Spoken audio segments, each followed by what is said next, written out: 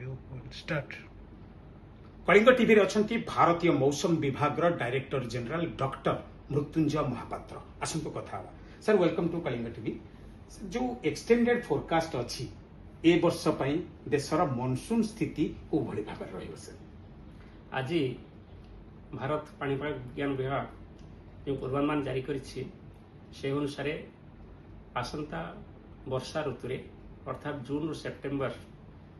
रो जो वर्षा हेबार अछि ताहा समग्र वर्षर जदि हाराहारी वृष्टिपात हिसाब से देखा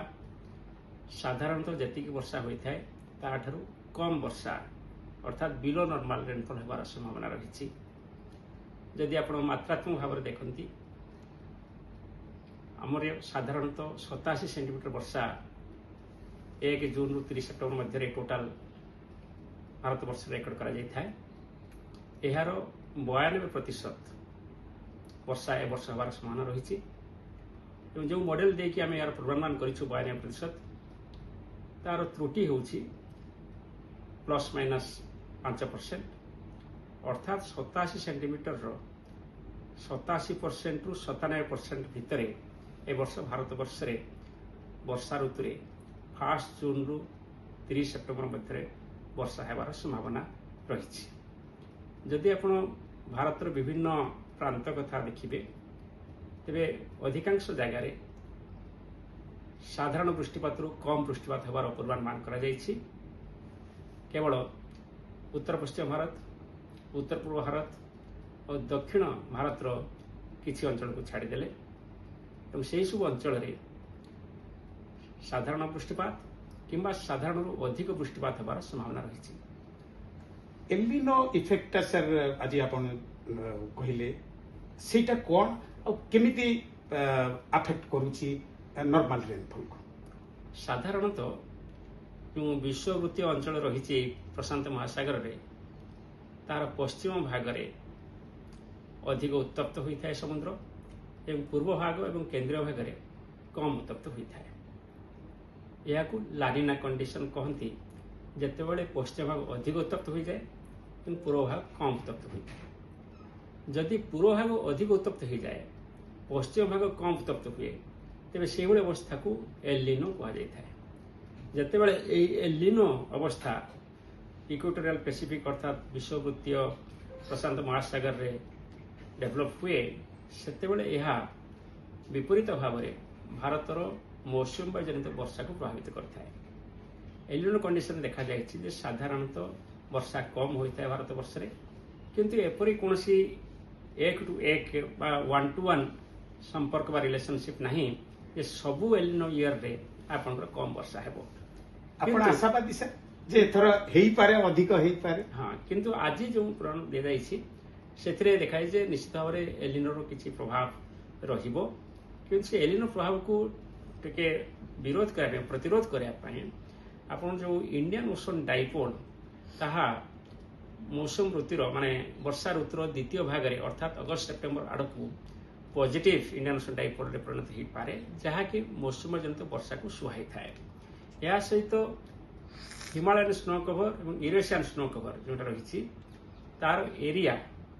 क्षेत्र जदि साधारण कम होता है तेज ताहा मौसम जनित वर्षा को सुहाई थाए ए वर्ष से जो स्नो कवर एरिया अर्थात बरफावृत अंचल यूरोप और एशिया अंचल जी साधारणतः जी होता है ताठू कम अच्छे तो ताहा सुहाइब तेणु कहना चाहे जे जो एलिनो कंडीशन डेभलप होगा जाऊँगी जुलाई मास पाखापाखि ताहार जी कुप्रभाव रही किसी परिमाण में कम करने ये सब माने यूरोशियन स्नो कवर कि इंडियन ओशन डाइपोल सहायक हो तो ये सब को भित्ति करके ए वर्ष पूर्वानुमान कराई 92% होबार संभावना रही साधारण वृष्टिपात ±5%। से जदि ओडिशा परिप्रेक्षी देखा ओडिशा रे ए वर्ष कौन रहिबो सर्वभारत रे जेमती 87 सेंटीमीटर वर्षा बा 95% आपण कहउछंती ओडिशा रो पर्टिकुलर जदि ओडिशा कथा को पछारिबी वृष्टिपात सबु एलिनो ईयर रे मध्ये समान भाव रे सबु क्षेत्र रे प्रभाव पड़ि न थाए ओडिशा रे मध्ये से भली एलिनो रो प्रभाव समग्र भाव रे देखिबा को मिलि न थाए ए वर्ष जो पूर्वानुमान करा जायछि उत्तर ओडिशा रे अधिकांश जगह रे ଆପଣଙ୍କର ସାଧାରଣତଃ ବୃଷ୍ଟିପାତରୁ କମ୍ ବୃଷ୍ଟିପାତ ହେବାର ସମ୍ଭାବନା ରହିଛି ଏବଂ ଦକ୍ଷିଣ ଓଡ଼ିଶାରେ ଅଧିକାଂଶ ଜାଗାରେ ସାଧାରଣ ବୃଷ୍ଟିପାତ ହେବାର ସମ୍ଭାବନା ରହିଛି। ଯଦି ଆପଣ ପୁରା ଓଡ଼ିଶା କଥା ସାମଗ୍ରିକ ଭାବରେ ଦେଖିବେ ହାରାହାରି ବୃଷ୍ଟିପାତ ଓଡ଼ିଶା ପାଇଁ ସାଧାରଣରୁ କମ୍ ହେବାର ସମ୍ଭାବନା ରହିଛି, ଅର୍ଥାତ୍ ବିଲୋ ନର୍ମାଲ। ଚାଷୀ ମାନଙ୍କୁ ଆତଙ୍କିତ ହବାର କିଛି କାରଣ ନାହିଁ। ଆଜ IMD DG ଆପଣ ଯଦି କହିବେ। ଆତଙ୍କିତ ହେବାର ବିଶେଷ କାରଣ ନାହିଁ, ତଥାପି ଆମେମାନେ ପ୍ରସ୍ତୁତ ରହିବା ଉଚିତ। ଗୋଟିଏ ଭଲ କଥା ହେଉଛି ଯେ ଏଲିନୋ କଣ୍ଡିସନ ବର୍ତ୍ତମାନ ଡେଭଲପ୍ ହେଉନାହିଁ ଏବଂ ଜୁନ୍ ମାସ ପର୍ଯ୍ୟନ୍ତ ମଧ୍ୟ ଡେଭଲପ୍ ହେବାର ସମ୍ଭାବନା ନାହିଁ। ନିରପେକ୍ଷ ଏଲିନୋ କଣ୍ଡିସନ ରହିବ, ଯାହାଫଳରେ କି ମନସୁନ୍ ସିଜନ୍ ବା ବର୍ଷା ଋତୁର ଯେଉଁ ପ୍ରଥମ ଅର୍ଦ୍ଧ ଜୁନ୍ ଆଉ ଜୁଲାଇରେ ଏହାର ପ୍ରଭାବ ପଡ଼ିବାର ସମ୍ଭାବନା କମ୍। ତେଣୁ ଏଇ ଯେଉଁ 2 ମାସ ଜୁନ୍ ଆଉ ଜୁଲାଇ ସେହା ହିଁ ହେଉଛି ମାସ ଯେତେବେଳେ ଆମର ଯେଉଁ ଖରିଫ ଚାଷ ଯେଉଁଟା କୁହାଯାଏ, ଯେପରିକି ଆମର ସେଠି ଧାନ ଅଧିକ ଚାଷ କରାଯାଇଥାଏ, ସେଗୁଡ଼ିକ ପାଇଁ ଏହା ସହାୟକ ହେବ। କାରଣ ଏହା ପ୍ରଭାବିତ ବିଶେଷ ହେବ ନାହିଁ। ସେହି ସମୟରେ ଆମର ଜୁନ୍ ଆଉ ଜୁଲାଇ ମାସରେ ଅଧିକାଂଶ ବୁଣାବୁଣି କାମ ହୋଇଥାଏ, ତା ସହିତ